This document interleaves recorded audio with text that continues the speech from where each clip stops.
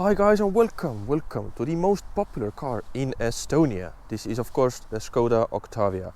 This is the third generation and it is absolutely everywhere, and I mean everywhere. Police use them, taxi cabbers use them, Uber drivers use them, normal people use them. There are so many variations of this car. This is the a sort of pre-facelift version of the third generation, and I think I actually prefer this look to the facelifted version that has these sort of weird cut off headlights. Yes, they are LED, but I do prefer the cleaner look of this pre-facelift version. Now this is the estate version. There is also a hatchback that's almost like a estate as well. It has so much space. But talking of space, this car is absolutely enormous, and you can clearly see why families, why taxi cabbers, everybody likes these cars. Just look at this space. This is not a big car. Generally speaking, this is a Golf or just your regular hatchback that is stretched, and it's now an estate car. So there is so much boot space. Everything is logically laid out. There are nettings on the side, you can hide stuff underneath here. It's just a very logically laid out car. You even have these racks to keep your food from slushing about the boot when you go shopping. Now, one of the options I wish this car had is the electric tailgate. This car does not have it. Having said that, this is very easy to use still with this handy handle. Now, on the side, this car doesn't look much. It's a very simple, clean looking car. This is running on 17-inch alloys, which by the way are Volkswagen wheels, not even Skoda. They sit a bit more flush to the car, so I think it looks better. Now, if we are talking about design language, we have to mention these lights. You have halogen lights, which are absolutely terrible, and they look very cheap and awful. Then you have these bi-xenon headlights which turn, and then you have a system exactly like this one, just with a LED strip down here.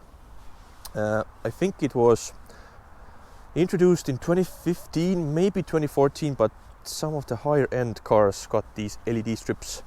This is actually the Elegance Plus. It has quite a lot of tech for its time, but still it's not a tech fest. I quite like this color as well. It's called race blue, and well, it really pops. Convenient side, you have this small key, just like a regular key, but this car has comfort access as well. Only on these two front doors. The back doors do not have sensors, unfortunately. But climbing to the back of the Skoda Octavia, the seats are very comfortable. Again, this is why taxi cabbers love these cars. Just look at the leg room. This is my driving position, and I am absolutely perfectly fine back here. Longer journeys would not be a problem. Isofix can be easily fitted. It's just a very solid feature. The whole cabin itself, it's very grey, it's very bland, it's very black, and it's rather boring, I have to say.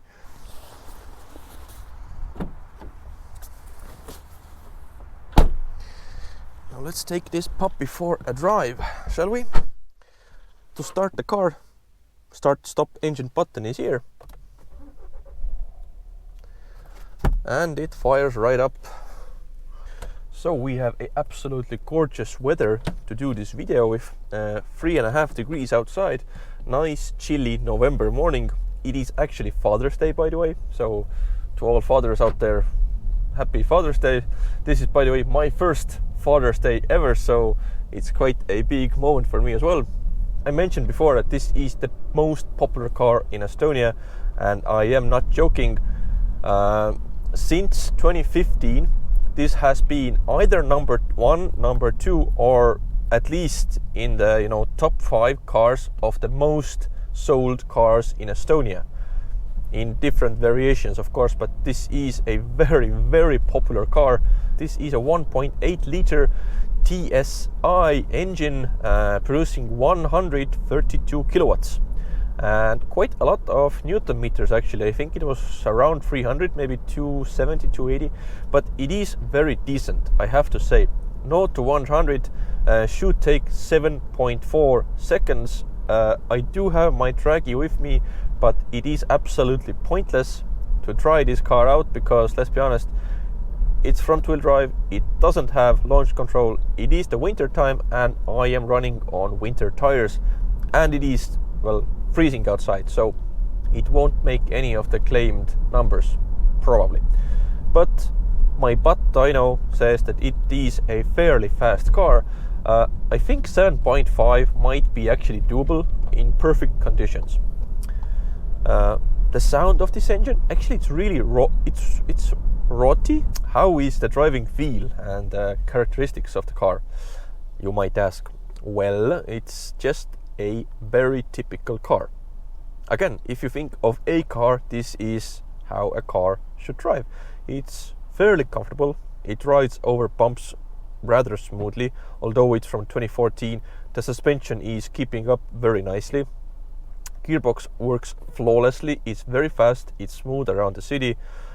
It is very nippy, changing gears up and down thanks to the double clutch gearbox. It is also a bit problematic, but I will talk about that when I mention the problematic areas of this car.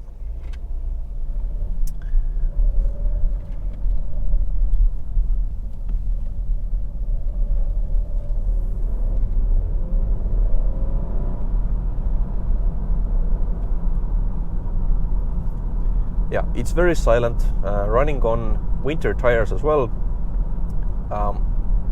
It's a great highway cruiser. Wind noise, tire noise, it's rather good, I have to say. It's not a German quality. It's not a BMW or an Audi. Let's be honest, this is a very cheap car. But yeah, it's very livable, and I think the key point here is you don't get angry with the car in any way. It just does everything well. It's not the best of its class. It's not the best of, I don't know, just being interesting or being a good car. It's just a very nice thing to have, to commute, to work, to take your kids to school, whatever. It's a nice companion. It really is a very nice companion to the everyday struggles of the world. It's the car for every man. Yeah.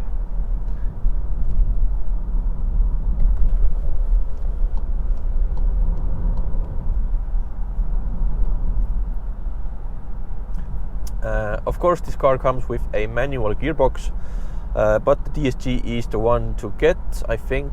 Nowadays, why would you get a manual in a car like this? In a Civic Type R, yes. In a Golf GTI, yes, I would prefer a manual, I think. In this type of car, in a family car, just a everyday hauler, why would you want a manual? It's just not logical anymore. This DSG is more economical, it's easier to use, it's a bit problematic, yes, but changing clutches, etc., it's not that expensive these days anymore, so why would you get a manual? Now the cabin itself, materials, rather good, but still a bit plasticky here and there. As I mentioned before, it's very bland. It's too black and grey for my liking. I wish it had a bit of color, maybe brown or white interior, something to just make the thing pop a bit. But having said that, everything is where it should be. It's very logically laid out. Buttons on the steering wheel, you have your volume controls on the left, you have your middle dial controls on the right. Now regarding the media system, this is the Bolero. It was an optional upgrade for 2014. At I think 2016 this became standard. Having said that, this is a very shitty system because it is absolutely laggy, and it's usable, but it's very slow, it's not very responsive.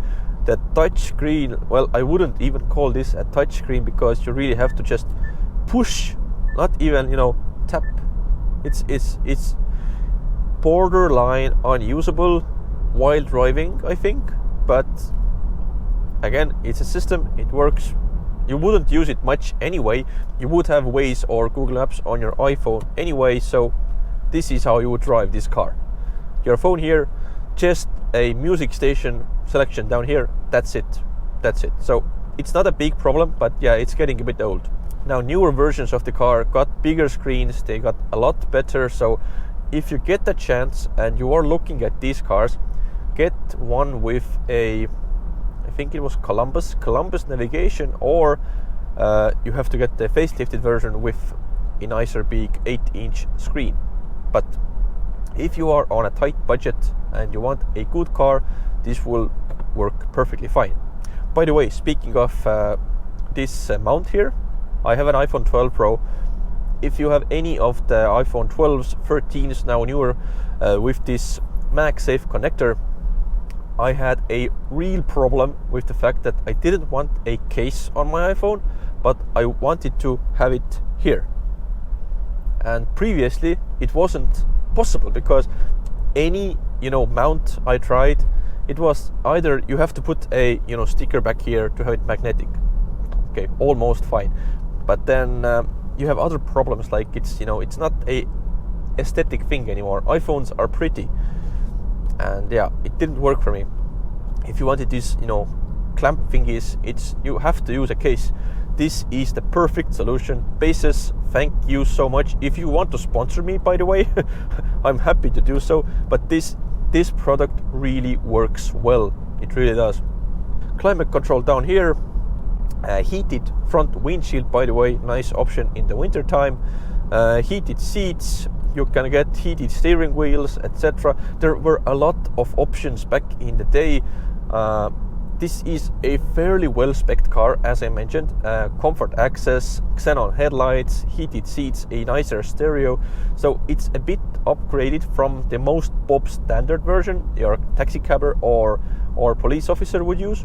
But then again, it's not very well equipped because I am missing adaptive cruise control. I would like LED daytime running lights. I would like sportier seats. I would like, I think, the Canton stereo, which is the upgraded stereo for the Octavia. I would like bigger alloys. And then we get to the problem with this engine, actually, because if you bought this car brand new, you had a, you know, selection of engines, 1.4, 1.8, all of the diesels.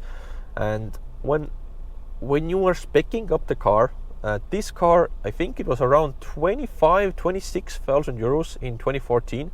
If you spent just like 3,000 euros more on a brand new car, you could have gotten the RS with the 2-liter petrol engine.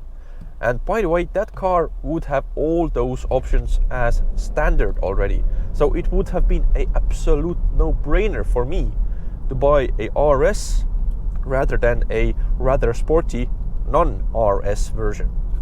Make sense? Yeah, it boggles the mind why anybody would buy this car, spec it out,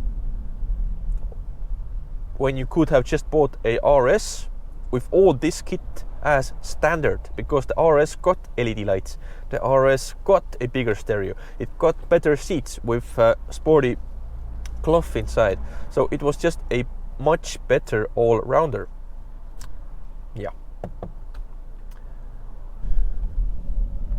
I think that's about it for the whole experience driving. Now let's talk about what are the downsides of the Skoda Octavia, what you should, you know, watch out for when buying a used Octavia, for example.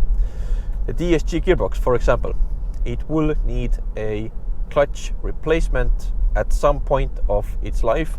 This car has done roughly 200,000 kilometers. There have been no real problems other than the fact that the DSG gearbox has had a clutch replacement.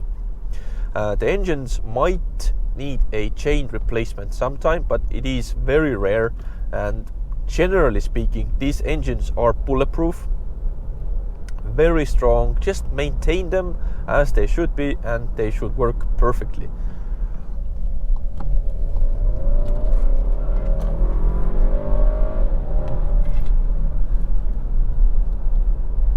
So yeah, generally speaking, there aren't many problems with the car.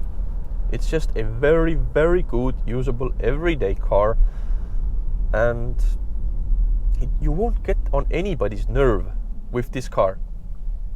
I mean, if you buy this car and your neighbors, they won't think that you're a millionaire, and they won't think you're a stupid ass idiot for buying a used BMW. They might even think that you bought this car brand new and you're still driving it. So anyway guys, this was my review of the Skoda Octavia 3rd generation 2014. Thank you for watching. There will be new videos coming soon, and yeah, bye bye.